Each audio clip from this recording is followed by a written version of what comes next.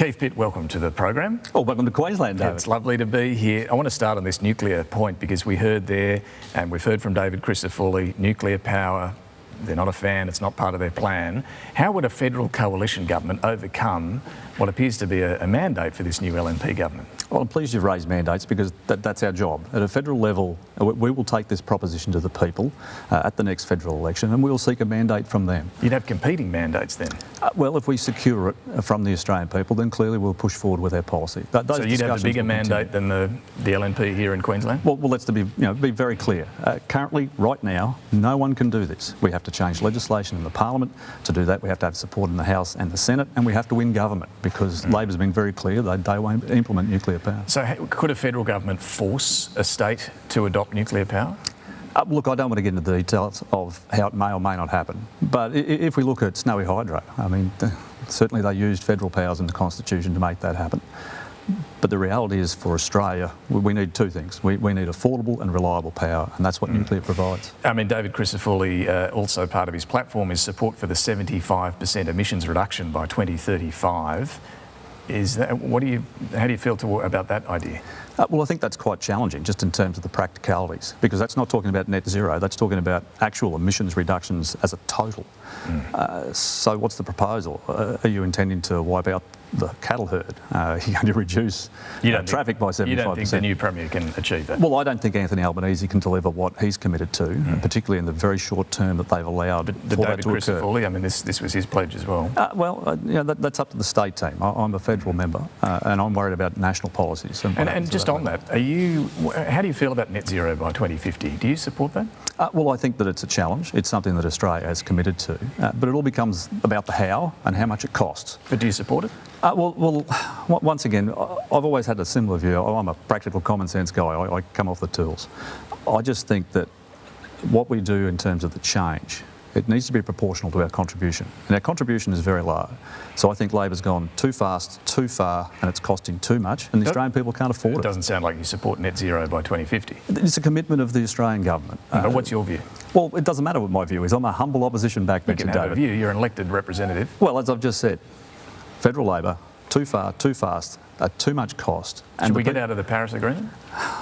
Look, I think things will change as the actual practicality comes forward, because the reality on this is it's very, very difficult at a technical level to actually achieve. And who's going to pay, David? Well, my people are the ones who have the least to give, and my job is to represent them. Get out of Paris? Well, I think we should do everything we can to get power prices down.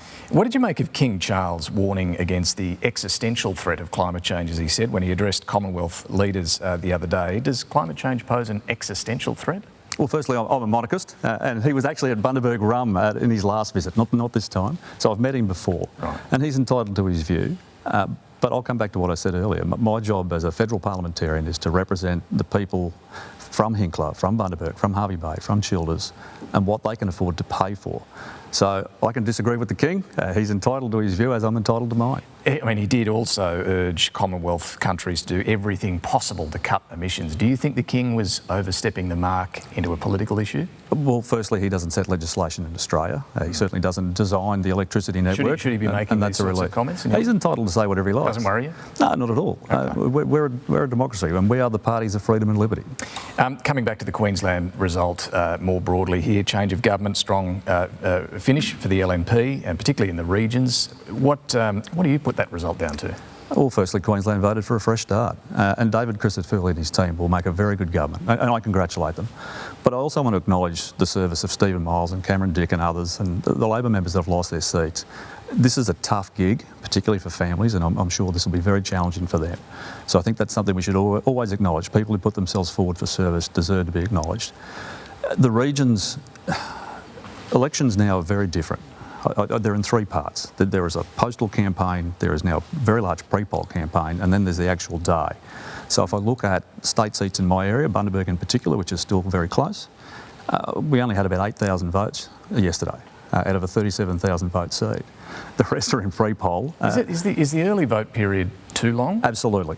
Absolutely. You'd like to see it reduced? It should be a week, and we tried to do that federally. Yeah, but we couldn't get it through at the moment. Yeah. You'd like 1 week. It just takes so many resources and so many people. There's a lot of very exhausted, sunburnt, tired, footsore volunteers out there who are celebrating on our side, and others not so much. But you have to be able to resource a campaign, and 2 weeks is just too long.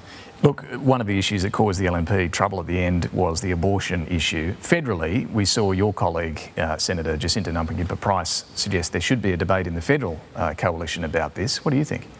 Well, it's entirely a state piece of legislation. I'll quote others: legal, safe and rare. So, I mean, that's the position I always take. And I support people's freedom of choice. I always have. But the tactics that were used by Labor in this campaign, I just found them somewhere between distasteful and disgraceful. So you don't want it to be debated in your federal party room? It will always be debated. It's always been an issue, and that's fine. But I don't federally? I don't think at a state campaign you should have people jumping in front of female voters. No, I appreciate your point there. Right? It's just. But what would you like to see debated federally? Is it funding of public hospitals where abortions are carried out, or? Well, this might be a surprise to you, David. We already fund public hospitals substantially. Is this the sort of debate? No, I don't think so. Jacinta's entitled to a view, as everyone in our party room is. So it is about service provision across the board in terms of health, and that's one of the reasons they voted the Labor government out here, because it's been terrible. Ambulance ramping, you can't get a bed. It is just those basic service delivery problems is the reason they got rid of the Labor government. Before I let you go, Keith Pitt, you've been a member for Hinkler for just over a decade now. 11 years. Are you going to go around again? My people keep sending me, I'll keep going. So you're definitely running? I've nominated and paid my fee. Excellent. Thank you very much for joining us this morning. It's great to be with you.